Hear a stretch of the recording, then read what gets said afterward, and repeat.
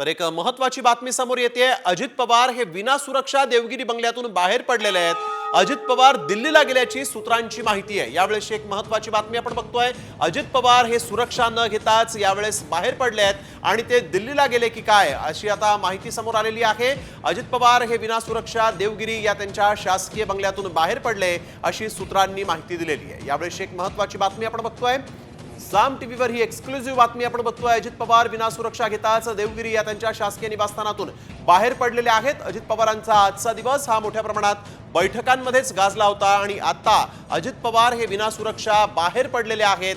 ते दिल्लीला गेले की काय अशी ही आता या ठिकाणी चर्चा सुरू झालेली आहे। अजित पवार नेमके कुठे गेले हे पाहणं देखील महत्त्वाचं राहील। नेमकी ते कोणाची बैठक घेत आहेत हे देखील आता पाहणं महत्त्वाचं राहणार आहे। याआधी देखील आपल्याला माहिती आहे दक्षिण मुंबईमधल्या एका हॉटेलमध्ये अजित पवारांनी बैठक घेतली होती आणि त्यावेळेस अजित पवार यांनी या बैठकीमध्ये नेमकी कोणाशी चर्चा केली याचा तपशील अधिकृतरित्या समोर आला नव्हता, परंतु आता अजित पवार हे विना सुरक्षा देवगिरीतून बाहेर पडलेले आहेत।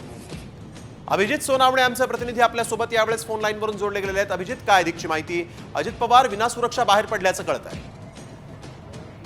अवघ्या काही मिनिटांपूर्वी अजित पवार आपल्या वाहनातून विना सुरक्षा एकटेच देवगिरीतून बाहेर पडलेले आहेत आणि जी सूत्रांची माहिती आहे त्यानुसार अजित पवार दिल्लीला गेल्याची माहिती जी आहे ती समोर येते। नेमके अजित पवार कुठे गेलेत याबाबत नेमकं कोणालाही सांगता येत नसलं तरी जी माहिती सूत्रांकडून येते त्यानुसार दिल्लीला अजित पवार रवाना झाल्याचं कळतंय। विशेष म्हणजे कुठलीही पोलीस सुरक्षा किंवा कुठलंही एस्कॉर्ट न घेता आपल्या वैयक्तिक वाहनातून एकट्या अजितदादा देवगिरीतून बाहेर पडले।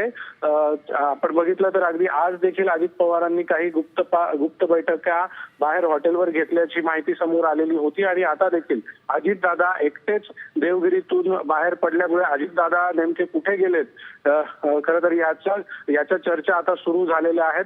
प्राथमिक माहिती जी आहे त्यानुसार दादा दिल्लीला बैठकीसाठी गेल्याचं कळतंय। स्नेही, बिलकुल धन्यवाद अभिजित आपण दिलेल्या सविस्तर माहितीसाठी।